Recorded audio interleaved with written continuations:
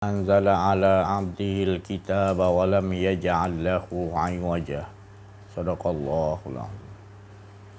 الحمد لله رب العالمين والصلاة والسلام على أشرف الأنبياء والمرسلين وعلى آله وصحبه أجمعين. سبحانك لا علم لنا إلا ما علمتنا إنك أنت العليم الحكيم. La haula wa la quwwata illa billahil aliyil azim. Wa fahamnaha Sulaiman wa kullan ataina hukman wa ilma wa sakharna ma'a Daudal jibala yusabbihna wa tayra wa kunna fa'ilin. Rabbi shrah li sadri wa yassir li amri wahlul 'uqdatam min lisani yafqahu qawli. Wassallallahu ala sayyidina Muhammadin wa ala alihi washabihi ajmain. Nur jadi sifatullah, sifat menjadi kalamullah, terangkan hati hamba Allah, terang seperti hati Rasulullah sallallahu alaihi wasallam. Alhamdulillahirabbil alamin. Syukur kita kepada Allah Subhanahu wa taala, limpahan kurniaan Allah, rahmat Allah, inayah Allah, hidayah Allah, dan berbagai-bagai nikmat yang Allah curahkan kepada kita yang tidak mampu kita hitung. Yang semuanya itu nikmat-nikmat yang kita kecapi adalah menyatakan, mengesahkan bahawa diri keesaannya lah yang berkuasa dan tidak ada dua. Menunjukkan dia yang wujud, tidak ada dua. Dan semua yang dijadikan, apa saja pun yang di langit dan di bumi seisi-isinya, sejak awal hingga akhir, semuanya mengikuti kehendak-kehendak Allah Subhanahu wa taala. Mengikuti skrip-skrip yang telah ribuan tahun Allah Taala telah atur tetapkan. Jadi kita ni semata-mata mengikuti apa yang telah diatur oleh Allah Subhanahu wa taala. Bukan makna kita tidak boleh berdoa. Boleh berdoa, tetapi kita berdoa untuk menunjukkan kita ni sifat kehambaan, hamba. Bukan merubah takdir. Kita bukan. Kerana kita qada dan qadar, ketentuan baik dan ketentuan buruk semua di tangan Allah Subhanahu wa taala. Alhamdulillah. Demi apa masa, maknanya dia ialah sebenarnya apa pun yang berlaku adalah dengan mukjizat-mukjizat Allah. Ayat-ayat min ayatina. Jadi dalam perjalanan-perjalanan kehidupan kita dan semua sekali, terutama kita harus fahami dulu, iaitu kehidupan kita yang pertama. Kehidupan kita yang pertama adalah kehidupan untuk kita meyakini bahawa kehidupan kita ini adalah menceritakan sebenarnya cerita-cerita kisah-kisah dia. Jadi kita tidak ada maknanya nak memilih siapa diri kita untuk memilih, untuk meminta diubah. Tetapi kita bermohon sifat kehambaan, bila jadi, maka sebenarnya itulah aturan yang telah ditetapkan oleh Allah Subhanahu Wa Taala. Jangan kita berdoa, disebabkan aku berdoa maka berubah. Bukan. Jadi kita sering salah faham. Kita rasa dengan doa kita berubah. Bukan sebenarnya. Sebenarnya itulah bila kita berdoa, dia bagi berdoa. Utu'uni astajib lakum. Jadi kita disuruh berdoa. Pasal apa? Dia nak bagi kita. Jadi bukan maknanya aku berdoa pada Allah, Allah tunaikan. Bukan Allah tunaikan, sebenarnya Allah telah aturkan ribuan tahun dahulu. Kita kalau tak mengaji kenal diri, kenal Allah, susahlah saya nak cakap ni. Nanti dia kata, si Haji kata tak payah berdoa. Kata tapan Allah ada. Bukan maksud saya gitu. Boleh berdoa, dan bila berdoa, bila kita berdoa tu jadilah kita minta sesuatu tu. Kita doa kun fayakun jadi. Tapi bukan kita, tapi sebenarnya bukan doa kita, tetapi tu semua telah diatur. Cuma kalam yang kita sebut doa tu adalah, jadikanlah doa tu adalah kalammu ya Allah. Itu adab-adab kita dengan Allah Subhanahu wa taala.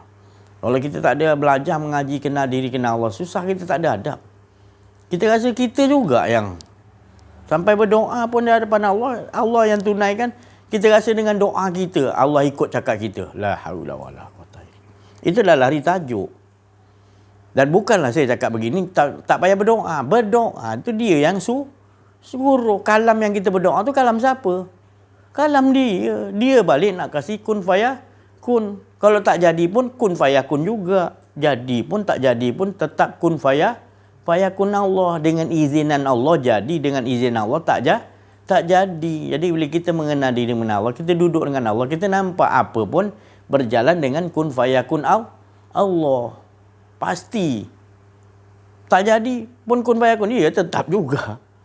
Kuasa Allah juga. Tu tadi. Jadi tetap menang tentera Islam. Iya, semua atas Allah Taala punya urusan yang mengatakan kita menang. Lepas tu kalah pula tentera di perang Uhud. Ya, Allah juga yang tetapkan kalah. Jadi tak ada istilah kalah menang. Istilahnya adalah dengan cerita-cerita Allah hidup ni. Baru bahagia. Itulah skill yang dibawa oleh Rasulullah sallallahu alaihi wasallam.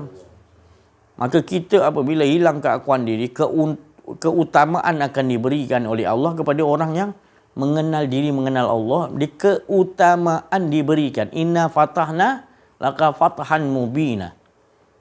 Ini jarang disebut sekarang. Sebab apa? Kita tak tahu kemenangan. Kita ingat kemenangan tu nanti bila kita dah dimasukkan di dalam syurga kelak di sana. Salah. Bukanlah saya cakap tak betul. Maknanya sebenarnya kemenangan yang inna fatahna, kemenangan tu yang Allah bagi tahu adalah bila Muhammad dah tak ada keakuan diri. Maka keluarlah mukjizat daripada Nabi. Setiap gerak Nabi tu dia tak rasa dia bergerak. Wa ma ramaita, itu keluar mukjizat sentiasa berlangsung kehidupan Nabi Muhammad SAW dan para Nabi, para wali Allah. Berlangsungnya kalau Nabi mukjizat. Kalau para wali Allah digantikan dengan karamah-karamah Allah apa yang dia buat. Sebab dia berjalan dia dah rasakan bukan dia. Allah tu karamah tu. Kalau bagi wali. Kalau bagi Nabi tu mukjizat. Min ayatina. Dalam Quran tak ada disebut mukjizat. Dia hanya sebut min ayatina. Tanda-tanda kekuasaan Allah. Kan tak nampak ke kaki kita berjalan ni? Mulut kita bercakap ni. Siapa yang gerakkan? Kudrat siapa? Kehendak siapa? Kalam siapa? Nak dengar balik siapa? Dia juga. Yang nak melihat tu siapa? Bila kita dah duduk situ betul-betul baru kita tahu keindahannya tadi, harga nilai itu iaitu kebesaran keagungan Allah dalam hidup kita. Itu dinamakan kalau bagi Nabi mukjizat lah. Dia selalu perlihatkan dalam diri dia lagi sahabat-sahabat tengok Nabi Muhammad SAW. Mukjizat tu berjalan terus. Sentiasa berjalan terus. Dia nampak malaikat, dia nampak. Sebab bila orang yang tak ada keakuan diri, kan saya dah cakap, dia keluar, Allah cabut keluar daripada, bukan dunia, keluar daripada, lepas daripada sinar Ta'ala, lihat surga, neraka, semua dah tahu dah. Dia keluar, dia jumpa Allah Ta'ala ibaratnya bukan di atas. Maknanya dia keluar untuk dia dapat lihat semua adalah daripada kun fayakun Allah. Sejak mula penciptaan, ataupun belum ada penciptaan, Allah di dalam kun fayakun. Ya? Sampai orang dah masuk surga neraka, dah habis semua, dah perhitungan, semua dah selesai, tetap berjalan kun fayakun Allah. Begitu juga masa-masa saat-saat tu sentiasa menunjukkan keesaan min ayatina, ayat-ayat iaitu kuasa-kuasa mukjizat Allah. Orang kafir Quraisy, dia nak Allah Ta'ala pada Nabi tunjukkan mukjizat. Rasulullah boleh tunjuk bulan terbelah. Apa lagi nak? Nak tahu belah kanan, belah kiri, cantum balik. Boleh. Sebab apa? Nabi Muhammad SAW, dia dah keluar daripada itu, dia hanya menunjukkan lagi, bila manusia minta, mana Allah tunjukkan. Bukan Nabi itu tunjukkan, Allah yang tunjukkan. Sebab Nabi dah tak ada kedirian diri, mana datanglah min ayatina, tanda-tanda ayat-ayat Allah, kekuasaan Allah, min ayatina. Jadi kita, bila orang yang beruntung, yang orang mengkaji, mengenal diri, mengenal Allah, maka dia akan sampai matlamat dia, wa ma ramaita izraman. Tak ada dia. Bila tak ada dia akan keluarlah karamah. Begitu juga Imam Mahdi bila turun nanti, dia akan memakai karamah. Min ayatina lah. Kalau bagi Nabi, min ayatina itu mukjizat. Tapi bagi para wali Allah, arifin billah, dipanggil karamah. Ataupun dia bagian ma'unah. Ma'unah tu bawah lagi. Itu tadi. Jadi ini yang berlaku dalam kehidupan kita. Ustaz, tu. Mana kek tadi keluarkan? Sekejap lagi, sekejap lagi bagi sejuk. Teruskan Ustaz begitulah. Makan dulu. Makan, mana yang ada makan. Makan dulu. Jadi inilah kedudukan, maknanya beruntungnya kita bila mengaji kenal diri, kenal Allah, disekat-sekat. Manusia-manusia yang tak nampak ni disekat-sekat. Maknanya mereka tidak dapat menduduki maqam ni tadi. Orang yang hanya belajar mengenal diri, mengenal Allah, maka dia akan harus Allah letakkan maqamnya tu tadi maqam Mahmud. Dan Allah akan buangkan maqam-maqam yang dipanggil mazmumah, iaitu tercela, sifat tercela dalam dirinya tak ada, sebab Allah dah buangkan keakuan dirinya. Maka akan datang sifat Mahmud. Sifat Mahmud ni akan, kalau Nabi keluar mukjizat, min ayatina, tanda-tanda kekuasaan Allah. Kalau bagi kita orang-orang para wali Allah, kebanyakannya mereka akan dapat dipanggil karamah. Syekh Abdul Qadir Jalani, karamah dia berjalan, boleh dikatakan setiap hari.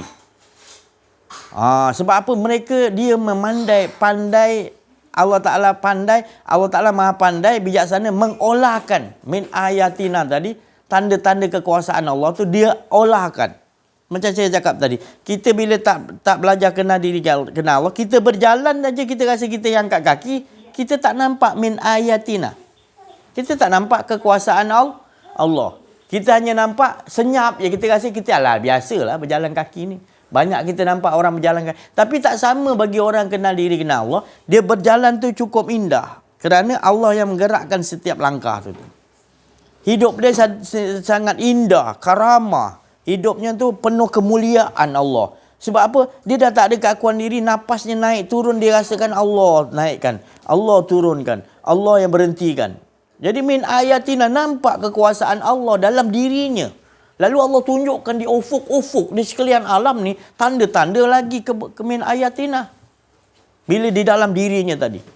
Maka itu disekat oleh iblis, disekat oleh orang-orang yang tidak menyukai, orang-orang yang bersifat munafik.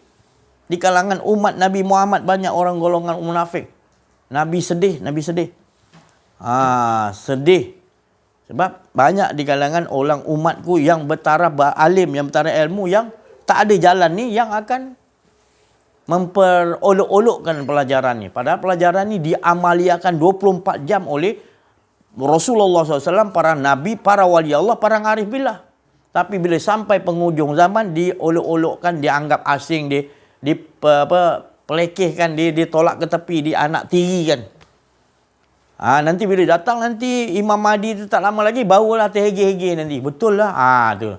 Waktu tu kita nak, orang kata, nak membuang najis, waktu tu kena nak korek lubang, tak sempat dah. Wallahu a'lam. Kita hanya bagi tahu, bukan menakut-nakutkan. Berita ni berita gembira. Sebenarnya berita gembira. Bukan berita untuk menakut-nakutkan. Tapi kalau kita mempermain-mainkan, memperolok-olokkan orang yang mengamaliakannya, maka akan datang berita menakutkan daripada Allah. Macam saya cerita tadi. Siang kita nampak sarang lebah besar. Ulang balik jangan marah Siang kita nampak sarang lebah. Malam kita nampak ada berbungkus pula, macam pocong pula berbungkus. Takut. Menaik bulu roma. Sebab apa siang ni nampak sarang lebah, malam boleh nampak benda lain? Jadi diri kita begitulah. Jangan kita tak mengaji mengenai diri mengenai. Nanti kita diperbodoh-bodohkan, diperolok-olokkan. Mana yang sebenar-benarnya kita tak tahu. Mana yang dinamakan batu jalanan, mana yang dikata permata, mana yang dikatakan tadi belian, mana yang dikatakan batu delima. Kita tak dapat membezakan antara hak dengan batil. Kita bantai sama je. Tu tadi tak boleh dicampur adukkan, walal talbisul haqqa bil batil. Mana boleh, tak boleh dicampur. Minyak dengan air masuk ke dalam motor, tak hidup motor. Begitu juga minyak dengan air dicampur, mana boleh kita ni minum, batuk nanti kan. Jadi gitu juga, jadikan dia betul-betul asliyah, bahawa kita ni tidak ada, yang ada hanya Allah. Jadi berjalan dalam hidup kita sejak Nur Muhammad dijadikan hingga akhir orang dah masuk surga dan masuk neraka, semuanya daripada awal hingga akhir, zahir dan batin, semuanya adalah menunjukkan min ayatina, mukjizat-mukjizat Allah. Cerita apa ni, pada diri-diri Makna yang kita lihat, misal katalah malaikat, itu ada cerita ayat-ayat Allah. Kita tengok pokok, jadi ayat-ayat Allah. Kita tengok apa pun akan jadi ayat-ayat Allah. Bagi orang yang kenal diri, kenal Allah. Dia akan jadi kupasan nanti. Tu nampak. Dia nampak pokok, dia tengok cerita dalam ayat Quran, sajarah. Dalam tu ada pasal pohon kan. Jadi pohon tu apa cerita dia tu? Menyatakan apa tu pohon tu? Pohon ni ada menyatakan nama-nama orang kat pohon tu. Kalau dia kering nak gugur, orang tu nak mati dah. Tu dia akan balikkan ke situ jadi ayat Allah. Jadi macam-macam lagi apa pun Allah jadikan, dia akan menjadikan nur, penyuluh pada kita untuk menyatakan min ayatina. Jadi kita akan nampak setiap detik hidup kita ni adalah nak memperlihatkan Allah Ta'ala punya kebesaran, keagungan, mukjizat bagi Nabi. Ya. Jadi Allah banyak perlihatkan Allah Ta'ala punya kebesaran min ayatina ni kepada Nabi Muhammad SAW dan juga Nabi-Nabi. Mukjizat-mukjizat ni pada Nabi. Untuk menyatakan lagi, maknanya menjelaskan lagi kepada kita. Kita ni buta. Kita ni, jadi Nabi-Nabi ni dia sentiasa bercahaya, menyuluh. Nak pula Nabi Muhammad SAW, dia sekalian alam ni dia dah suluh dulu. Terang semua dah sebenarnya. Sentiasa terang. Jadi yang menjadi gelap itu kita tak kenal diri, tak kenal Allah. Gelap kita. Itu tadi. Jadi bila nak terang tu, kosongkan betul-betul. Buangkan keakuan diri, buangkan kesombongan, buangkan riak. Kalau tidak, kita takkan seronok, takkan rasa harga menyebut nama Allah tu, rasa asyik kepada Allah tu, kita tak dapat hargai. Padahal itu harga yang paling tinggi sekali. Bukan wang ringgit, bukan emas, bukan kedudukan, bukan apa saja. Tapi yang seronoknya bila kita sentiasa dengan Allah. Tapi membuang keakuan diri lagi. Kalau keakuan diri masih ada, riak ada, takbur sombong ada, masih ada lagi, itu tidak akan kita dapat. Kesucian tu kita tak ada lagi. Mana? Menjadikan kesucian tu dengan cara iaitu kita selalu buang keakuan diri. La ilaha illallah. Nabi SAW bagi tahu. Macam mana cara nak bersihkan hati, seperti dia asal dulu di alam roh. Jadi dia baru dulu di alam roh, iaitu dengan rasa syok dengan Allah di alam roh kita ni. Tak nampak tertarik ke apa benda nikmat lain musangking. Tak nampak waktu tu. Kita hanya dengan Allah. Tak heran kita semua. Kita lebih asyik dengan Allah. Kita nak dapatkan keasyikan tu balik. Jadi bila duduk di dunia kita lalai leka, lalai lengah leka, lalai lengah leka. Nantilah, maksudnya besoklah, tangguhlah. Kita buat je. Kita tak mau cari kita punya keadaan dulu dengan Allah Subhanahu Wa Taala dan kita berjanji tak nak lainnya. Tak nak lain. Kita berjanji dah. Lepas tu kita lupa pula janji kita. Allah ingatkan macam-macam, Allah sayang kita. Kembalilah. Jangan betul-betul dalam keadaan kau dikembalikan baru kau nak kembali. Masih hidup ni lah kembalikan roh kita. Rasa keasyikan kita seperti asal dulu, iaitu jadidu imanakum akthiru min qawli la ilaha illallah. Tingginya darajat saktinya. La ilaha illallah, kita faham, kita jadi orang yang sakti. Kita jadi orang yang mempunyai karamah. Dengan itu kita akan boleh menjadi pengikut Nabi, pengikut Imam Mahdi. Sebab kita dah menjadi Mahdi. Jadi Mahdi ni kena ada imam dia. Bila imam tu keluar, kita dah Mahdi, dapat petunjuk dan dapat memberi petunjuk, maka kita akan dapat mengikut imamnya tadi. Bila dia terzahir tak lama lagi. Inilah dia kisah-kisah yang Allah Ta'ala nak kisahkan. Bukan kita membuat cerita-cerita ni, ada hadis dia. Ada pesanan daripada Nabi. Kalam Nabi itu kalam Allah. Kalam yang Nabi ucap tu kalam Allah. Kalam yang orang-orang arif bila sebut tu kalam juga kalam Nabi, juga kalam Rasul. Maknanya kalam Allah tak lain. Jadi itu kita nak kena faham. Kalam-kalam tu tadi, ayat-ayat tu tadi, dia berlangsung berterusan. Cerita-cerita ni hari-hari Allah Ta'ala adakan cerita ni, berbagai-bagai cerita. Untuk mengesahkan keesaan diri. Tak ada siapa boleh buat cerita-cerita ni. Semuanya berada di dalam pengetahuan Allah 5,000 tahun dulu dah ada. di tangan Allah skrip ni, dan kesudahannya dunia, kesudahan di pada masa, kesudahan dia ni nanti syurga neraka sampai semua tu dah ada dalam pengetahuan Allah 5,000 tahun dahulu, malahan lebih lagi dah ada pengetahuan tu untuk selesaikan semua. Jadi itu yang kita nak dudukkan di situ. Bila kita dudukkan dengan Allah, tak ada keakuan diri, kita dapatlah nanti min ayatinah, ataupun dipanggil kalau Nabi mujizat. Bagi kita karamah lah, dimuliakan oleh Allah. Bukan kita ni mulia, dimuliakan Allah. Sebab kita tak ada keakuan diri, baru datanglah kemuliaan. Kalau tak sombong, nak datang kemuliaan apa? Nak mengaku ada keakuan diri, buang tu semua, buang, baru kita datang nikmat hidup ni tadi. Tapi kalau susah lah, kalau kita masih lagi belajar ni, masih nak ganjaran, nak balasan, itu semua rintangan tu, kena buang rintangan tu. Bukan saya cakap tak boleh. Dah sampai waktunya kita dengan Allah, bukan kita dengan upah-upah. Ni agak susah sikit. Manusia zaman kita sekarang ni, penghujung zaman, Nabi dah cakap dah, anggap asing nanti. Kita ni bila kita betul-betul nakkan kepada Allah, dia anggap asing. Kerana kebanyakan mereka semua dah syurga neraka, syurga neraka. Lagi bulan Ramadan ni masuk, ya, main syurga main neraka tu banyak tu, main-main. Jangan kita terikut gentak-gentak gitu. Kita dah duduk di makam yang Allah Ta'ala letakkan, makam yang mahmud, iaitu betul-betul hanya mengagungkan, membesarkan Allah. Yang lain cuma kita dah yakin. Bila kita duduk situ, Allah atur diri kita. Jangan kita memohon kepada Allah, minta pula kita ni Allah Ta'ala atur diri kita.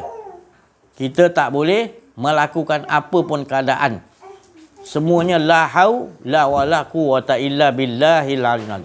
Semuanya atas kehendak-kehendak, susunan-susunan yang telah Allah Ta'ala tu tetapkan keadaan kita. Kalau macam tu, saja cakap baik kita mencuri lah. Allah dah tetapkan kita, pergilah kau mencuri. Kalau boleh, kalau diizinkan Allah mencuri, boleh. Ada orang nak mencuri, dia cabar-cabar mencuri, tak dapat mencuri. Sebab kebetulan kedai itu tutup ataupun ada orang operasi situ. Jadi jangan kita ingat kita boleh mencuri, dulunya kita nak buat macam tu. Jangan. Tu tadi. Engkau merancang, Allah punya rancangan tu lebih hebat. Jangan permain-mainkan, persenda-sendakan ilmu ni. Kita kata. Memang Rasulullah SAW sendiri suruh melemah lembut menyembunyikan ilmu ni. Tapi dah masa ni sekarang, Nabi kata masanya untuk dibagi tahu pasal dah penghujung zaman, pengakhir zaman. Imam Mahdi nak keluar dah. Jadi kita kena bukakan sebuka-buka habisnya. Sebab Dajjal ni dah datang habis dah. Dah keluarkan habis semua ilmu-ilmu dia dah. Dan kita pun ilmu hak ni tadi, kita kena juga keluarkan habis-habis dah masanya dah. Kalau tak ambil, rugilah kita. Sebab Allah akan bukakan karamah dia. Waktu sekarang ni, waktu nanti Imam Mahdi tak lama lagi turun, karamah tu akan buka, baru kita nampak nanti. Pukulan-pukulan yang mana min ayatina, menunjukkan kekuasaan Allah nanti.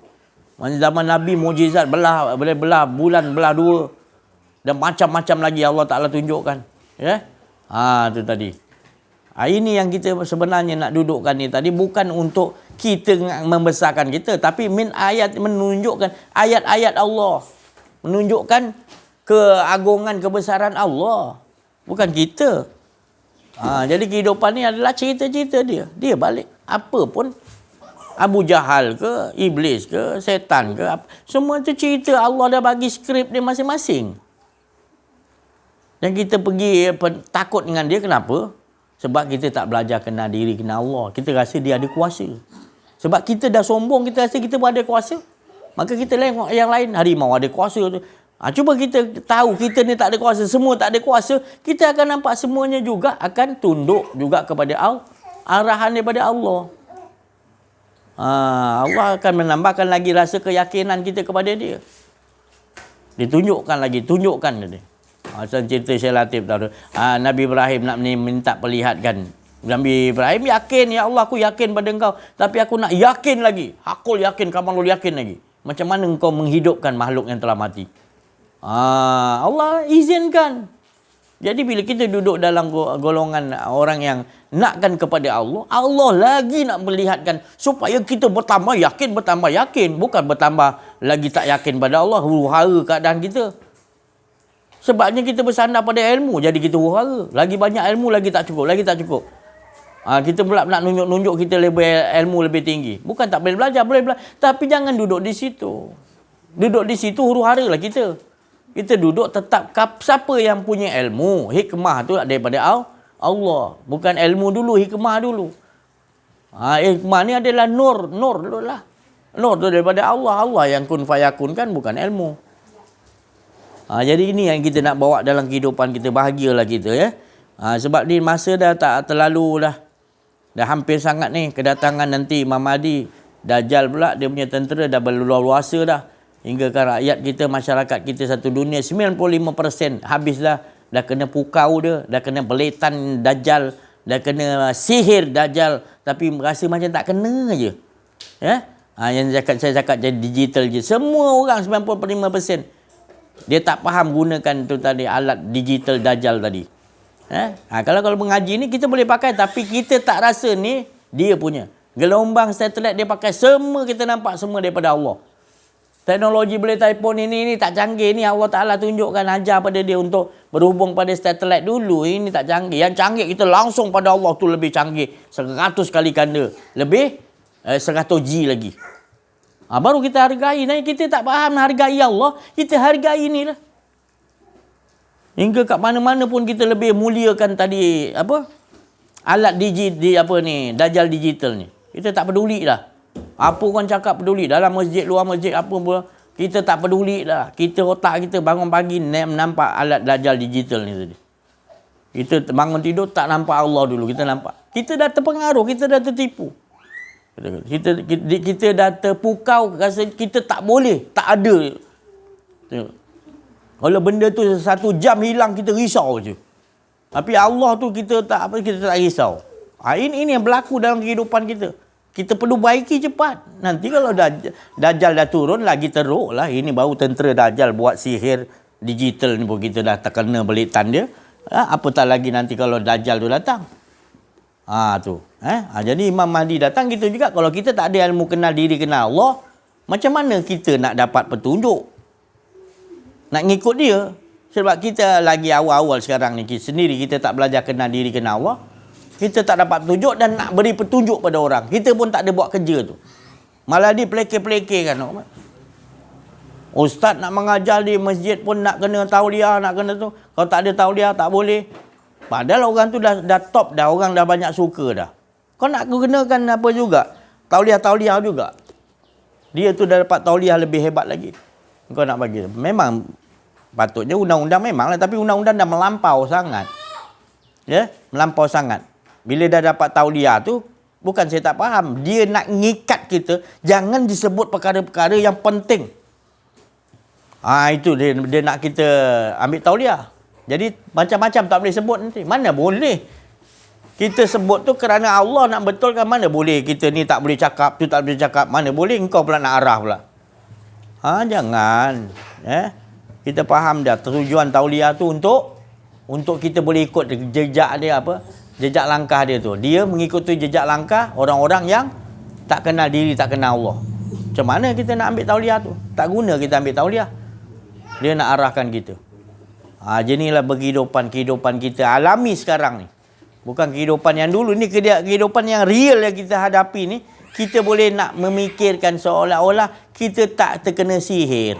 Kita tak terkena belitan Dajjal. Kita tak terkena belitan hawa nafsu, keinginan hawa nafsu. Kita tak rasa ada peperangan untuk melepaskan ikatan-ikatan yang kita kena sihir. Kita kena pukau. Tu tadi. Kalau orang kena sihir, orang kena pukau, orang kena belitan Dajjal, maknanya dia sedar, dia pergi berobat, jumpa mursyid apa semua. Tapi ini tidak. Dia kena belitan Dajjal, belitan iblis, belitan sihir daripada Dajjal punya kuncu-kuncu. Kita rasa macam tak kena apa-apa. Kita rasa pula bahagia pula. Kita tahu ini aku memilih kehidupan aku sendiri. Allah tahu. Ya Allah. Kita gunakan nama Allah untuk membentengi seolah-olah perjalanan kita betul. Allah, jangan kau tipu Allah lah. Jangan kau tipu Allah. Ahli-ahli Allah tu tahu. Ahli Allah tu tahu engkau ni jalan betul ke tak betul, dia tahu. Engkau angkat ke tak bayar tu ihram, dia tahu dah. Tak sampai engkau ni. Dia pernah jumpa dulu satu kiai dulu lah masa saya kecil. Kiai ni dia tunjuk di Riau, Tanjung Kijang. Dia keturunan Boyan. Dia Kiai Muhammad bin Haji Zainuddin. Kiai juga bapak dia. Dia tu kecil orang, umur 80 tahun. Dia pergi masjid solat Jumaat, dia pilih, dia bawa saya. Jis, tak mau Jis, sini masjid ni. Tak best. Pergi lagi mana. Sampai 7 masjid baru boleh solat Jumaat. Tu pun orang nak baca kutubah dah. Di situ baru syok dia. Sebab apa? Dia kata kalau masjid-masjid yang kita pergi semua tu, semuanya tu semua orang-orang yang tak solat sebenarnya. Solat tapi tak solat. Ni Nabi bagi tahu. Akan datang ni maknanya manusia ni solat tapi tak solat. Solat tapi tak puasa tapi tak puasa. Sebab apa? Solatnya sekadar berdiri, rukuk, sujud, berdiri, rukuk, sujud. Hanya tu aja Nabi cakap. Itu dipanggil Nabi kata solat tapi tak solat. Puasa menahan lapar dan dahaga je. Habis saja dia berbuka puasa, lantaklah lupa Allah ke apa benda ke. Tapi kalau puasa orang awas 24 jam. Dah buka puasa pun hati dia sentiasa rasakan mengesahkan Allah. Terus menerus. Puasa kat dalam tu terus berpuasa. Ni Nabi bagi tahu. Puasa tapi tak puasa. Sebab apa? Hanya menahan lapar dan dahaga. Solat tak solat. Kenapa apa? Solat tu hanya sekadar berdiri, rukuk, sujud. Itu je. Ni Nabi cakap, bukan saya reka-reka, cari hadisnya yang sebenar. Ustaz Ahmad Auza'i lebih tahu lagi. Dia belajar di Mesir, Quran dan hadis. Jadi saya tak belajar situ. Minta maaf. Jangan tanya saya kat mana, kat Sahih Bukhari belah mana hadis, jangan tanya saya. Saya bukan bidang saya ke situ. Bidang saya, apa yang Allah Ta'ala suruh ceritakan, saya ceritakan, pergi cari. Sebab saya dah yakin dah, apa yang saya cerita bukan daripada saya. Anzala ala abdihil kitaba walam yaj'allahu iwaja. Semuanya solid. Semuanya ada dah. Tersusun di dalam apa yang kita belajar nanti. Akan lihat sendiri apa yang disebut oleh kalam-kalam Allah, bukan kalam saya. Dan minta selalu begitu dengan Allah. Sebab saya punya perjalanan gitu. Dan saya tak memprotes kalau sekiranya orang tu mengaji dapat PhD, dia mengajar menulis kitab atau laptop, dia tengok itu bagus semua buat. Sepenting kerana lillahi ta'ala, kenal diri, kenal Allah. Buatlah cara tu. Saya tak boleh, jangan dia bagi kitab ni, saya tak boleh saya. Lintang Pukang bagi dia sebab saya bercakap atas Zuk. Zuk ni pun nak kena belajar Zuk. Zuk ni dia satu set. Bila dia datang satu set, dia keluarlah satu set. Kalimat Rabbi tu tadi. Daripada Kudus dia. Jadi tu nak kena ada dia punya skill dia. Saya pun tak tahu. Hanya yang bila kita tahu, bila dia dah sampai tu, dia rasa keakuan diri semua dah memang dia hancurkan lagi. Dia leburkan lagi. Supaya tak ada langsung ilmu tu. Sampai saya cakap saya nak buat talk ni. Sampai saya pernah cakap, saya tak tahu pun nak cakap apa ni yang talk ni. Dia blankkan saya. Dia blankkan saya ni. Satu patah huruf pun saya tak tahu benda. Aku nak cerita apa benda. Baru dia suruh mulakan. Gitu cara dia. Baru ngisi. Kalau ada satu pun saya kata saya tak lagi dalam talk ni aku nak cakap ni. Habis. Dia tak bagi. Saya dah kena dah banyak kali. Tak boleh. Daripada luar kita ambil, kita nak bawa dalam talk. Tak boleh. Saya tak dah try dah. Bukan saya mengada-ngada. Bukan saya cakap saya tolak kitab-kitab ni. Bukan. Saya baca juga. Tapi untuk yang terkini kena kosongkan. La ilma lana. Tahu tepi betul-betul. Bukan cakap je la ilma lana. Kosong betul-betul. Blank. Barulah mulakan. Nak ucap Assalamualaikum pun tak tahu apa. Macam tu sekali. Nak mulakan macam mana pun tak tahu. Dia yang memulakan. Saya nak cakap susah. Inilah keadaan bila kita mengalami. Kita nak betul-betul yang asliah. Allahumma salli wa sallim wa barik ala Sayyidina wa maulana Muhammadin syajaratil aslin nurraniyah. Jadi dia cahaya yang asli yang datangnya daripada sajarah pohon-pohon yang asli daripada Allah Subhanahu Wa Taala. Nur tu tadi yang asli. Jadi kita nak yang asli lah. Yang asli kena kosong betul. Satu pun tak boleh ada. Unsur-unsur tu tak boleh. Alhamdulillah Jadi kita bersyukurlah kepada Allah Subhanahu Wa Taala. Masih lagi pendengar-pendengar YouTube berterusan diberi rahmat, diberi nikmat di sisi Allah hingga kan tak jemu-jemu. Terus dapat mengamaliakan dari masa ke semasa diberi oleh Allah maknanya zadathum imanau. Dibacakan kisah-kisah ayat-ayat Allah allazi dibacakan ayat-ayat Allah, dia bertambah rasa keimanan. Dia dapat rasa zadathum iman. Allah bagi di sisi Allah keimanan. Yang kita nak tadi keimanan tu daripada Allah. Maknanya dia dapat yang tu kita tak tahu nak cakap dia punya sedap dia. Ini yang pendengar-pendengar YouTube yang berterusan mendengar, maknanya dia yang merasakan. Siapa yang duduk dalam kantong itu, kata Nabi Muhammad SAW, siapa yang duduk dalam kantong, yang mana kantong itu tidak lain adalah kantong yang dikhususkan oleh oleh Allah bagi kekasih-kekasih Allah. Orang-orang yang betul-betul nakkan kepada Allah ada satu kantong khas. Bila orang tu dimasukkan dalam kantong tu, mana orang tu cukup nikmat, dia puas duduk dalam tu. Sebab di situ salurannya adalah saluran untuk menuju kepada zat Allah SWT. Allah SWT maha bijaksana, dia tahu orang-orang yang duduk dalam kantong tu sentiasa kehidupan dia keasyikan dengan Allah SWT. Apa pun berbuat bukan imbalan, tetapi dia rasakan syoknya dengan Allah SWT, kerana Allah SWT memberikan dia, iaitu rasa mengesakan Allah SWT 24 jam. Hingga dia tidak mahu yang lain, merasa ada keakuan diri. InsyaAllah, mudah-mudahan kita sentiasa dikurniakan oleh Allah SWT. Warzuqnil fana anni. InsyaAllah, saya rasa cukup sampai sini dulu. Kita minta pencerahan lagi daripada Al-Fadhil Ustaz Ahmad Auza'i dan juga Syekh Latif dan yang lain-lain, insyaAllah. Marilah sama-sama anak-anak, para santri, kita berzikir kepada Allah Subhanahu wa taala. Subhanaka la ilma lana illa ma 'allamtana innaka antal ali mulhakim. Subhanaka la ilma lana illa ma 'allamtana innaka antal alimul hakim. Subhanaka la ilma lana illa ma 'allamtana innaka antal alimul hakim. Ya Hayyu ya Qayyum bi rahmatika astaghits. Tubna ila Allah warja'na ila Allah wa nadimna ala ma fa'alna. Ya Fattah ya Alim iftah qulubana bi futuhil arifin. Inna fatahna laka fathan mubina. Inna fatahna laka fathan mubina. Astaghfirullahal azim at-tawwabur rahim. Ya Hayyu ya Qayyum bi rahmatika astaghits. Allahumma aslih sya'nana kullahu wa la takilna ila anfusina tarfata a'yunin wa la ila ahadin min khalqika. Ya ni'mal mujib, ya ni'mal nasir, ya ni'mal wakil. Sallallahu ala sayyidina Muhammad wa ala alihi wa baraka wasallam. Petang ni terasa nak bercakap tentang keindahan sifat 20. Dalam kita pengajian sifat 20,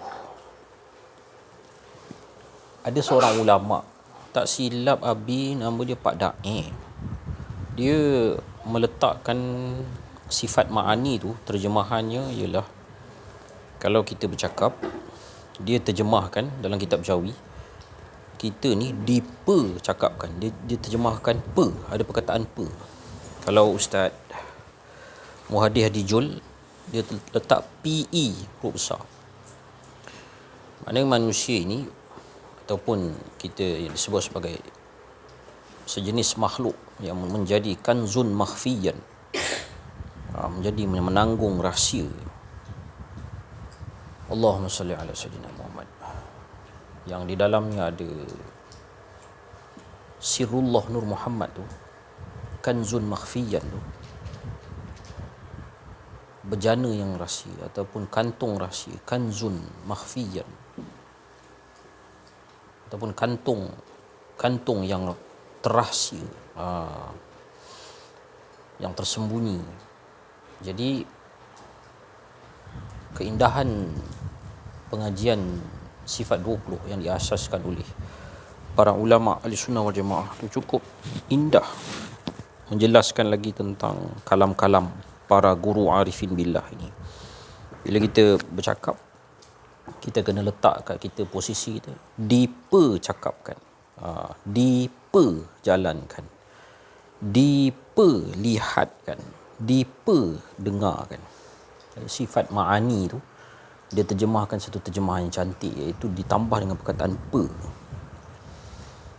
Daripada sisi lapisan-lapisan ilmu kalam, kita ini berada di alam infial. Kita ini berada di alam infial. Dan tidak sekali-kali percakapan diskusi kita ini menaikkan diri kita ini kepada martabat yang lebih tinggi. Contohnya kita ini menjadi sifat Allah salah. Kita menjadi sifat salah, tak kena dari segi sudut Ahlussunnah wal Jamaah. Tetapi kita ni turun di bawah lagi pada sifat yang mungkin di sana kita ni tergolong di kalangan af'al dan infial. Af'al dan infial. Para ulama Ahlussunnah wal Jamaah menjelaskan bagaimana nak memudahkan faham para santri sekalian. Kalau seseorang tengah melukis satu lukisan yang cantik. Lukisan tu infial. Maka perbuatan melukis itu adalah af'al. Manakala pelukis itu adalah zat. Sifat dia pandai melukis, itu sifat pandai melukis, sifat perbuatan yang dia sedang melukis itu af'al. Hasil lukisan infial. Jadi manusia, seluruh alam buana cakrawala yang di bawah alam ahadah ni semuanya adalah infial. Ada berapa set infial? Allahu a'lam. Jangan tanya Allah tu kat mana. Lebih baik tanya, Allah tu ada berapa langit? Lagi baik tanya soalan tu daripada isbatkan Allah tu di langit, daripada isbatkan Allah Ta'ala tu atas arash. Lebih baik para santri sekalian bertanya, Allah ni ada berapa arash? Di situ pun dah tak boleh nak jawab. Daripada isbatkan seperti fahaman-fahaman yang bercanggah dengan Ahlussunnah wal Jamaah, mereka isbatkan Allah tu duduk atas langit. Daripada begitu, lebih baik para santri anak-anak sekalian tanya, Allah ada berapa set langit? Langit 1, 2, 3, 4, 5, 7. Okey, tak apa, fine, tu semua ada dalil dia. Allah tanya kepada diri kamu, tanya kepada guru kamu, tanya kepada hati kamu, tanya kepada Allah kamu. Ya Allah, engkau ada berapa set langit? Lagi baik soalan tu daripada isbatkan Allah Ta'ala tu atas langit ataupun atas arash. Sangat tidak pantas soalan tu ditanyakan kepada Allah yang Maha Tinggi. Sebagaimana tidak pantasnya, tidak pantas anak-anak tanya soalan-soalan yang sensitif kepada ibu bapa. Anak-anak pun tak pernah tanya soalan-soalan yang sensitif kepada ibu bapa. Anak-anak tak pernah tanya soalan-soalan sensitif kepada ibu bapa. Dia dah jadi satu natural, jadi satu tabiat, jadi satu fitrah anak-anak. Tidak pernah bertanyakan soalan-soalan yang sensitif kepada ibu ayah. Dia takkan tanya. Sebagaimana kita pernah jadi anak, kita pernah ada ibu ayah, kita tak pernah tanya dekat ibu ayah kita soalan-soalan yang mencemarkan maruah ke, yang bersifat peribadi, yang bersifat, kita panggil apa bersifat, tak mai soal benda tu, tak mai dia punya perkataan tu, tak mai. Tak tanya. Kalau tanya juga mungkin kena makan penampar. Kalau tanya juga soalan-soalan yang pelik-pelik tu, kena makan penampar kerana dikira sebagai kurang ajar. Oleh kerana itulah fitrah anak-anak sekecil mana dia tak pernah tanya soalan yang pelik-pelik kepada mak bapak. Begitu juga kita dengan Tuhan. Tidak pantas kita bertanya soalan seperti Aina Allah. Oleh kerana itulah Imam Malik berkata bahawa soalan itu adalah sejenis bid'ah. Soalan itu adalah sejenis bid'ah. Adapun yang Rasulullah bertanya kepada sahabat ada. Rasulullah bertanya kepada sahabat ada. Itu pun dia nak tahu orang tu bersembah berhala ataupun sembah Allah yang transcendent. Kalau Jariyah tadi kata, Allah yang mana yang kamu sembah? Rasulullah tanya. Jariyah, Rasulullah tanya hamba perempuan tadi. Allah yang mana yang kamu sembah? Ataupun Rasulullah tanya, Aina Allah? Rasulullah tanya, Aina Allah? Kalaulah di kali itu ada satu berhala bernama Allah Maka perempuan tu akan sebut, Allah yang tepi Kaabah tu. Tahulah dia ni penyembah berhala. Maka tidaklah Rasulullah nak bebaskan dia. Jadi natijah daripada hadis Jariyah tadi, Rasulullah SAW membebaskan Jariyah ni tadi. Sebab tu Rasulullah tanya, Aina Allah? Di manakah Allah? Nanti Jariyah tu pun kata, Allah yang mana yang dia sembah? Jadi Jariyah tu kata, Allah fis sama'. Allah fis sama' ni, Ahli Sunnah wal Jamaah kata, kiblat doa. Kiblat doa menadahkan tangan, kiblat doa menadahkan tangan ke langit. Kiblat doa. Kiblat solat ialah menuju Kaabah, bukan Allah dalam Kaabah. Itu mantik ataupun pengenalan tentang Allah melalui ilmu kalam. Jadi pengenalan mengenai Allah terbahagi kepada dua. Pertama ilmu kalam, yang kedua ilmu ghairu kalam, iaitu ilmu mengenali Allah tidak melalui jalan cakap-cakap. Dia terdiri daripada, salah satunya adalah Allahumma salli ala sayyidina Muhammad. Zikir. Dalam jemaah-jemaah salik ada zikir tawajuh. Semua ada, tak ada yang tak ada. Mana-mana jemaah salik, tarikat-tarikat ke, even sekolah pun ada zikir. Jadi alam Melayu keseluruhannya ada madrasah kita sendiri yang diambil daripada Syekh Kushairi.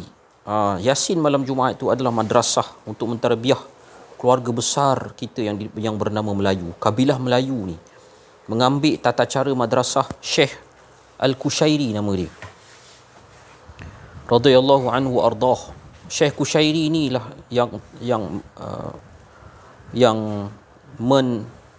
menggagaskan atau membuat sanna sunnatan hasanatan yang tidak bercanggah dengan syariat Islam, tidak bercanggah dengan hadis.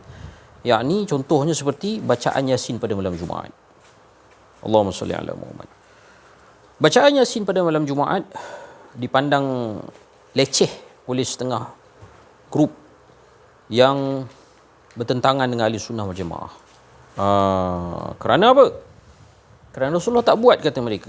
Tapi hakikatnya sebenarnya dalil terang benderang, iaitu Rasulullah suruh baca Yasin pagi, fadilat dia akan dikabulkan seluruh hajat-hajat kita pada siang hari. Baca malam pula dikabulkan seluruh hajat pada malam hari. Jadi dalam satu hari kena baca Yasin berapa kali sepatutnya?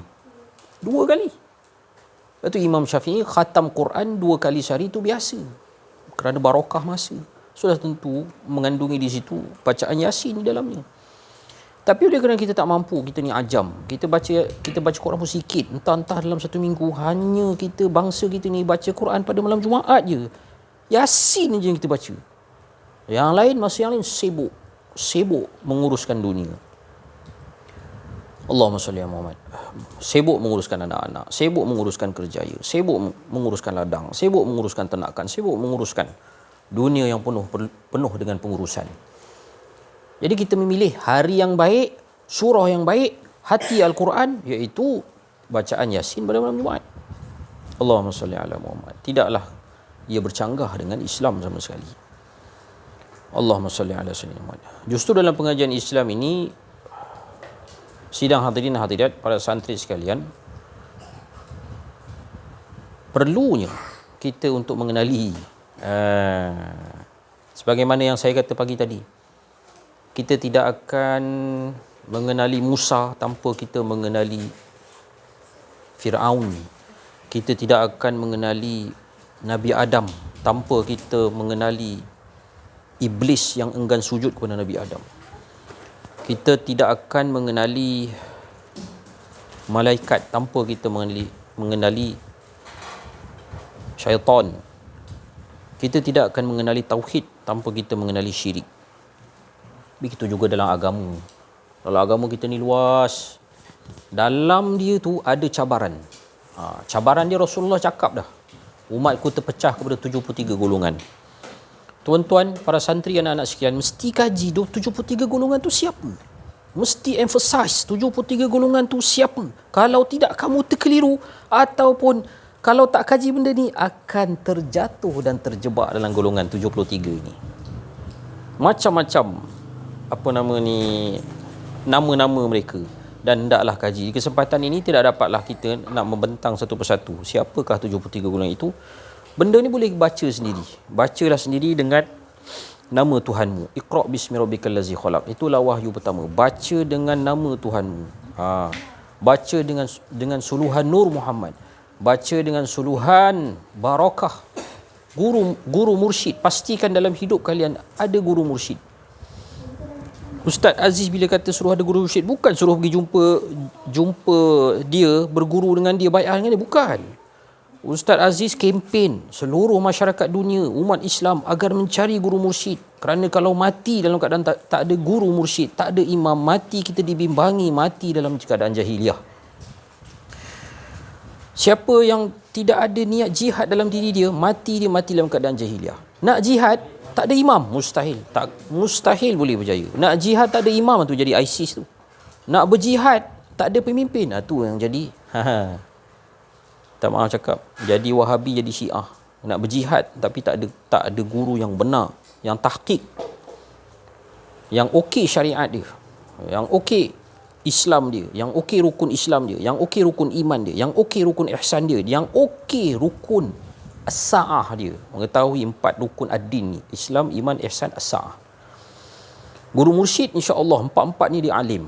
4 ni alim. Selesai rukun Islam, mesti selesai rukun iman, mesti selesai rukun ihsan, mesti selesai rukun as-sa'ah. Ini ciri guru mursyid yang mesti ada. Itu sajalah yang saya terfikir pada petang ini untuk bercakap. Mudah-mudahan apa yang saya cakap semua 100% ialah apa yang dipercakapkan, diperilhamkan oleh Allah SWT. Minta maaf kalau ada keakuan diri, kalau ada tersalah cakap, terguris bahasa, tak kena gaya, ampun maaf saya ucapkan. Semua-semuanya adalah kesalahan, kelemahan diri. Sallallahu alaihi wasallam Muhammad wa ala alihi wasahbihi wabarakatuh. Alhamdulillahirabbil alamin. Assalamualaikum warahmatullahi wabarakatuh. Alhamdulillahirabbil alamin wassalatu wassalamu ala asyrafil anbiya'i wal mursalin wa ala alihi wasahbihi ajmain. Bersyukur kepada kehadirat Allah Subhanahu wa taala kerana dengan limpah kurnia inayah rahmat kasih sayang yang dapat kita bersama-sama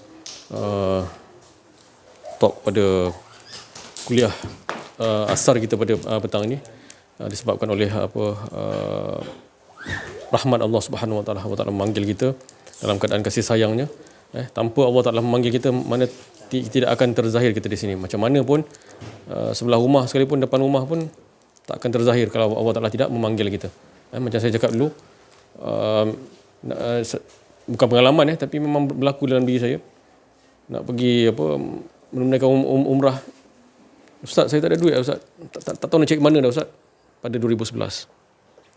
Tapi dalam rakaman RTM 1 masa saya dengan Ustaz Aziz, saya cakap saya tak tahu, saya pun tak tahu nak cakap apa itu. Lepas tu saya cakap, Allah Ta'ala letak daripada mana rezeki pun, kita pun tanpa kita sedar. Tapi memanglah ada perantara-perantara yang Allah Ta'ala letakkan di situ. Itulah, kita berkeuntungan, untung kita, walaupun saya dalam keadaan kejatuhan masa tu, Alhamdulillah Allah Ta'ala bangunkan saya, membangkitkan, walaupun turun naik jatuh.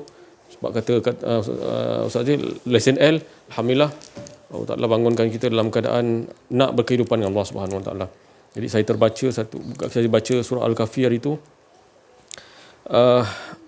Izawal fitatu ilal kahfi faqalu rabbana atina min ladunka rahmatan wa hayyi lana min amrina rasyada. Dan ada barisan-barisan ayat yang bawahnya tu yang mengatakan sekiranya orang melihat penduduk kahfi itu pasti akan lari lintang pukang. Jadi kupasan daripada ayat yang insya-Allah saya Allah Taala berikan, lintang pukang tu Allah Taala mengaitkan bahawa pasti kalau kita melihat keasyikan Allah Subhanahu Wa Taala seperti penduduk kahfi tu, lintang pukang tu apa? Gugurnya keakuan diri kita. Tu lintang pukang. Jadi tak berani benda nak masuk, kan? Bukan tak berani lagi, memang tak boleh masuk lah. Sebab kita suci macam mana penduduk Al-Kahfi tu. Saya ialah bila kita Allah Ta'ala kupaskan gitu, saya nampak kadang saya berjalan je, saya jalan kat rumah je, sebab Alhamdulillah sebatinya Al-Kahfi seperti yang disarankan akhir zaman ni kan, surah Al-Kahfi, jalan lintang pukang. Saya pun Allah. Jadi benda tu dia berjalan. Jadi saya nak nyatakan memang itulah keadaan bila kita nampak keagungan Allah Subhanahu Wa Taala, kebesaran Allah Subhanahu Wa Taala, mengesakan Allah Subhanahu Wa Taala, dikaitkan dengan Nabi Isa tadi, Isa pasti. Bukan lintang pukang lagi, hancur, binasa, kullu man alaiha fan. Dia kait mengait. Mesti saya bagi tahu tadi. seperti yang katakan pukat tu dia mengait, dia terkait di situ. Dia terkait. Penduduk kafir tu macam mana cara dia asyik dengan Allah Subhanahu Wa Taala, dalam keadaan itulah kita nak berkehidupan, dia kait hanya tinggal esa zat. Esa. Itu kita bila mengesahkan Allah semua terkait. Yang banyak menyatakan kepada esa zat satu tunggal. Tu. Bukan menyatu, tapi dialah yang satu tunggal. Kalau kita ingat Allah jauh lagi kan. Kita ingat Allah tu jauh lagi. Kita mengingat Allah jauh lagi. Tapi kita bila dah nak ingat Allah, tak ada kat kawan dia kata, dia yang mengingat pada diri dia, itulah dekat. Itu sebenarnya. Jadi itu kita nak cakap di sini, berkehidupanlah dengan Allah Subhanahu Wa Taala dalam keadaan hala tuju menafikan keakuan diri kita yang adanya Allah. La hayyun, la alimun, la qadirun, la semua la tu semua tu. Fakirkan semua tu, insya-Allah Allah Taala akan bagi. Jangan risau. Kebesaran-kebesaran Allah tu, saya pun takut juga nak minta tunjuk kebesaran Allah, tapi rupanya alhamdulillah sikit demi sikit Allah Taala menunjukkan kebesaran Allah SWT dalam diri kita sebenarnya. Ya Allah. Tu yang manis dari pahit tu. Menunjukkan keakuan diri kita, memperkenalkan ini bahaya ni. Ni ketua segala kebatilan yang dia dah jatuhkan kau, kan? Kau nak ikut dia lagi, kan? Kau nak hawa nafsu keakuan diri ni, kau nak ikut dia lagi, kau hancur lagi dan kau pasti akan jadi insya-Allah alhamdulillah Allah Taala menunjukkan itu kebesaran Allah Subhanahu Wa Taala. Jadi satu persatu Allah Taala akan menunjukkan kebesaran Allah Subhanahu Wa Taala. Kita boleh minta kan? Kita boleh minta. Saya pun takut juga nak minta kebesaran Allah, tapi untuk meyakinkan kita bahawa Subhanahu Wa Taala tu menunjukkan kebesaran Allah Subhanahu Wa Taala itu memang dibolehkan untuk kita bertambah yakin lagi dengan Allah Subhanahu Wa Taala. Hakul yakin sampai wal kamalul yakin, sempurna keyakinan kita kepada Allah Subhanahu Wa Taala. Jadi insya-Allah mudah-mudahan Allah Taala meletakkan kita, keluarga kita semua dalam lingkungan rahmat Allah Subhanahu Wa Taala. Kita pun dalam jangka masa yang akhir zaman, bukanlah kata terlalu jauh lagi, 100 tahun lagi, jangan memikirkan terlalu lama. Imam Mahdi pun lama lagi Imam Mahdi ni. Itu sebab saya teringat satu hadis Nabi, apabila orang berkata begitu, lambat lagi, tak nak dengar. Pasal Imam Mahdi ni tak berlaku pun Imam Mahdi. Itu tanda apa? Itu tanda dah makin dekat. Itu hadis Nabi, boleh simak, saya tak tahu. Memang ada, saya terdengar Ustaz Wadi Anwar menyatakan begitu. Memang dia akan tak nak dengar sampai mengatakan, macam-macam. Saya tak, kalau tak tahulah, orang yang paling jahil sekali yang saya dengar yang daripada daripada Facebook tu pun tak tahulah, itulah dah makin jauh lagi, tak nak dengar lagi, akhir zaman pun lagi tak nak dengar. Itulah tanda makin dekat. Makin dekat. Kita bukan makin Dajjal dulu keluar. Ni Mahdi Al-Mahdi ni, Imam Al-Mahdi Muhammad bin Abdullah yang akan keluar dulu. Dia akan terzahir Allah Subhanahu Wa Taala. Oleh Allah Subhanahu Wa Taala. Tu. Makin dekat dah tu. Cuba kita perhatikan kawan-kawan kita. Kalau cerita macam ni, tapi itulah, saya pun sampai Allah Taala tunjuk satu ular besar, bermimpi ular besar. Lama dah masa tu saya cerita. Ular besar belit sekali dengan bapak saya sekali. Belit. Ular tu besar. Dia pusing keliling kampung. Jadi saya ambil satu pisau, saya toreh, keluarkan bapak saya. Masih hidup lagi ular tu, terus membelit yang lain lagi, masuk dalam badan ular tu sendiri. Itu tanda Allah Subhanahu Wa Taala kita dah dalam belitan. Belitan apa tu? Itulah. Macam-macam belitan lah. Keakuan diri kan. Tu. Termasuklah diri saya nampak diri saya juga masa tu. Bukan saya nampak orang lain, bapak saya tak. Itu menzahirkan diri saya. Menzahirkan diri keluarga saya dan segalanya. Jadi itu petunjuk Allah Subhanahu Wa Taala, kebesaran Allah Subhanahu Wa Taala tu. Mimpi tu kebesaran Allah Subhanahu Wa Taala. Sebab mimpi tu sama, kita tak boleh nak ulah, kita tak boleh nak nak adjust mimpi tu. Ini jadi macam ni, tak boleh. Sama juga kita bawa dalam kehidupan harian kita tak boleh nak adjust kehidupan harian kita. Jadi biarlah Allah Taala yang kontrol kehidupan kita. Itu bukan kita yang adjust, tapi Allah Taala kontrol kehidupan kita. Itu yang sebenarnya yang dalam mimpi tu. Yang sebelum ni diperkatakan dalam talk. Insya-Allah mudah-mudahan Allah Subhanahu Wa Taala meletakkan wazidnahum huda. Mutakallimun ni pun tak ada daripada kita. Seperti mana Rasulullah SAW memberi khutbah yang terakhir. Memberi khutbah yang terakhir tanpa speaker. dalam keadaan tanpa speaker. Ya, betul. Tanpa speaker khutbah yang terakhir di Arafah tanpa speaker. Tanpa speaker. Macam mana keadaan semua boleh dengar? Sebab apa? Kita kena perhatikan bahawa itulah Muhammad sallallahu alaihi wasallam, Nabi Muhammad sallallahu alaihi wasallam, sifatullah Nur Muhammad, dia cakap tu akan masuk ke rohaniah. Sebab apa? Tak ada keakuan diri dia. Itu yang sebenarnya. Kita duduk pergi Mekah, pergi Madinah, ada speaker kan? Ada speaker. Ni bukan. Ni speaker ni kalamullah. Kalamullah ni tak ada. Orang yang tak ada keakuan diri. Termasuklah Sayyidina Umar dalam khutbah Jumaat. Dia kata, turun. Dia kata. Dia nampak tentera tu supaya dia diselamatkan diri dia. Dalam khutbah Jumaat terkejut para sidang Jumaat masa tu. Dia nampak al-mukasyafa ghaibul fuqara, dia pun tak ada. Itu insya-Allah seperti Syazri beritahu tadi, karomah akan timbul apabila ni, bukan kita nak berkendakkan tapi karomah tu kita tak perasan. Yang kita bercakap ni pun satu karomah, sebab betul kalimah Allah tak ada dekat kawan diri dia. Tu semua datang, pergerakan kita, pergerakan anak-anak. Saya pernah cakap itu secara muzakarah di Kuala Salah malam tu. Melihatlah anak-anak kalian, melihatlah anak-anak kita, anak-anak saudara kita, melihatlah dialah dalaman. Jangan lihat anak, tapi melihatlah dalaman dia. Dalam dalaman dia ada Nur Muhammad sallallahu alaihi wasallam, sirullah Nur Muhammad sallallahu alaihi wasallam. Pasti dia tak faham pun, kita menyatakan, kita dah tak ada keakuan diri, menyatakan dia dalaman dia tu ada sirullah Nur Muhammad, itu pun dah hidup dah Nur Muhammad sallallahu alaihi wasallam. Dia tak tahu, dia kecil, tapi kita menyatakan kita nampak Allah dahulu, pasti. Maksudnya kita nampak dalaman Nur Muhammad sallallahu alaihi wasallam, itu pasti. Insya-Allah, mudah-mudahan. Sekian daripada saya.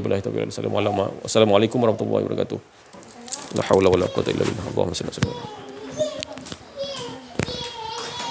Assalamualaikum warahmatullahi wabarakatuh. Syukur alhamdulillah masih lagi dapat bernafas untuk mengisahkannya. Jadi di sini saya ingin menyeru lagi sekali, carilah guru mursyid sebelum terlambat. Sebab guru mursyid ni dia membimbing rohani. Pengalaman saya ialah kita wajib belajar fardu ain. Jadi fardu ain tu fiqh, tauhid, tasawuf. Saya belajar, tapi bila belajar tu nak meletakkan Allah nombor satu tu tak dititik beratkan. Ilmu cuma ilmu untuk kefahaman, untuk diamalkan.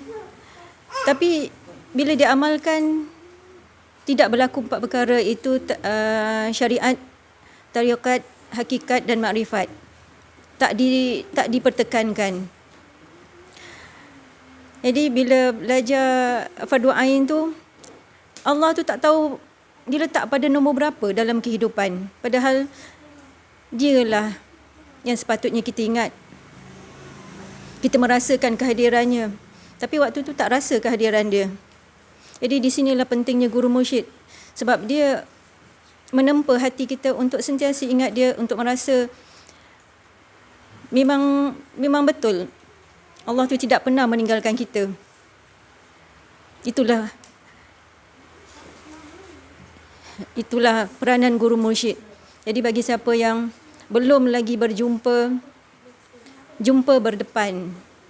Sebab kalau berdepan, kalamnya adalah kalam Allah, dan kalam itu akan terus masuk ke dalam hati. Dan kita mula meletakkan Allah tu nombor satu, bukan nombor 5, bukan nombor 6, tapi dia nombor 1. Jadi antara tips yang diberi, ketika bangun sahaja, jangan kita kalut nak memikirkan macam-macam perkara yang perlu kita lakukan.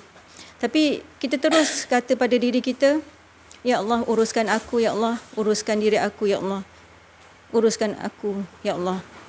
Jadi itu kalam pertama yang kita boleh buat untuk supaya kita letakkan Allah tu nombor satu, dan Allah tu dapat menguruskan kita, bukan kita yang menguruskan kita. Sebab daripada kalimah la ilaha illallah, pakaian kita adalah kita tidak ada apa-apa, dan kita tidak ada kuasa langsung untuk menentukan apa yang akan kita buat pada hari tersebut. Jadi bagi siapa yang masih lagi ada guru mursyid tapi hanya online saja, berdepanlah. Saya sarankan berdepan dengan guru mursyid. Rugi kalau tidak ada guru mursyid. Sekian sahaja. Itu perkongsian saya pada hari ini. Assalamualaikum warahmatullahi wabarakatuh. Kepada Allah Subhanahu Wa Taala, apa saja yang diucapkan oleh saudara-saudara, saudari kita, sahabat-sahabat kita semua dunia akhirat, mereka semua menginginkan kita untuk mendapatkan Allah Subhanahu Wa Taala. Tak ada perkataan yang nak diucapkan lebih, kerana dalam hatinya tu betul-betul hendakkan kita semua dapat Allah Ta'ala, sama-sama mengesakan Allah dalam kehidupan kita. Ini keberuntungan yang mereka dapat. Tak ada lagi keberuntungan, tak ada lagi kemenangan, melainkan kemenangan tu datangnya daripada Allah, dan juga ketenangan tu datang daripada Allah Subhanahu Taala.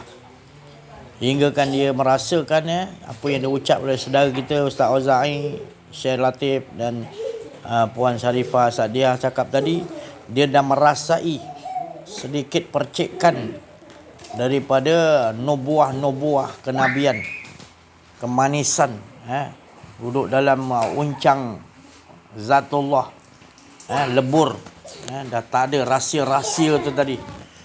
Dibukakan kepada orang yang betul-betul telah dileburkan oleh Allah. Kita tak tahu nak ucapkan kemanisannya tadi. Dari itu kembalilah, carilah guru mursyid masing-masing. Masing-masing kita dah ada, cuma kita tak nak benar-benar kita lengah-lengahkan masa kita. Jangan, kita tidak tahu sebentar lagi ke atau besok ke nyawa kita akan dicabut, menyesal nanti kita tak guna. Jadi cepat, mana yang dah dapat terus berpegang, terus amaliakan apa saja yang guru mursyid terpesan. Semua pesanan tu daripada kalimat-kalimat Rabbi, kalimat kudus, kalimat yang datangnya daripada khatir Rahmani, mintasan daripada Allah SWT, suci bersih. Maka kita ikut, beruntunglah kita. Tu, alhamdulillah. Maka orang-orang yang sentiasa duduk dalam keadaan lebur, tak ada rasa keakuan diri, akan keluar sifat-sifat yang tadi dimaksudkan Mahmud. Sifat keluar seperti sifat rahmat, kasih sayang. Kasih sayang tu luar biasa. Bila orang dah lebur, Allah bagi kerja. Kerjanya adalah menzahirkan kasih sayang. Mana kira hidup kita, saya minta maaf. Ini saya bukan nak mengatakan iblis tu jahat. Kita bila dah dapat lebur, tak ada keakuan diri, lenyap, Allah lenyapkan, bahawa akan timbul,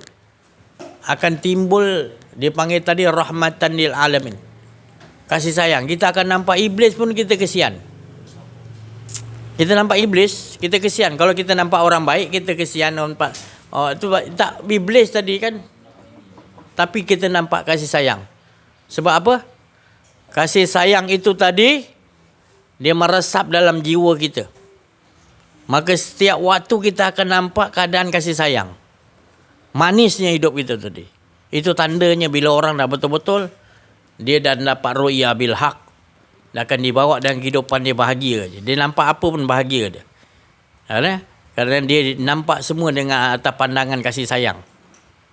Malahan ni hari 5, macam mana Allah menurunkan ini hari, contohnya 5 kasih sayang, besok 6, besok 7, besok 8. Jadi ini kita boleh kira-kira, hisap gitu je. Tapi kasih sayang Allah kepada kita gitulah, tak akan turun, makan menaik, bertambah kasih sayang, bertambah kasih sayang. Jadi kita nanti bila ada tandanya kita mendapat roya bil haq, maka kita akan pandang semua akan bertambah dengan kasih sayang. Macam mana keadaan dia? Manisnya tadi. Dengan cara inilah tadi akan menarik kuat yang dikatakan tadi kebatilan dia tadi. Dengan kasih sayang tu tadi. Nabi Muhammad SAW, dia punya kasih sayang tu tinggi. Banyak orang-orang yang maknanya yang nak fitnah, yang nak bunuh Nabi, kembali kepada Nabi dengan kasih sayang balik. Nabi tidak membalasi. Malahan Nabi menutupi kesalahannya dengan mengatakan orang ni baik, orang ni baik. Betul nanti jadi orang tu baik kembali kepada Allah. Ya Allah, ya Tuhan. Inilah kemanisannya tadi. Bila kita dapat duduk belajar, mengaji, mengenal diri, mengenal Allah, kita akan mengikuti watak-watak, skrip-skrip yang Allah Ta'ala telah atur. Cantik semua ni insya-Allah. Saya rasa cukup sampai situ dulu. Terima kasih atas perhatian. Mohon maaf atas kekurangan kesilapan dalam menyampaikan, ada rasa keakuan diri wa afu minkum. Wabillahi taufik wal hidayah. Wassalamualaikum warahmatullahi wabarakatuh. Takbir. Sallu ala Nabi Muhammad.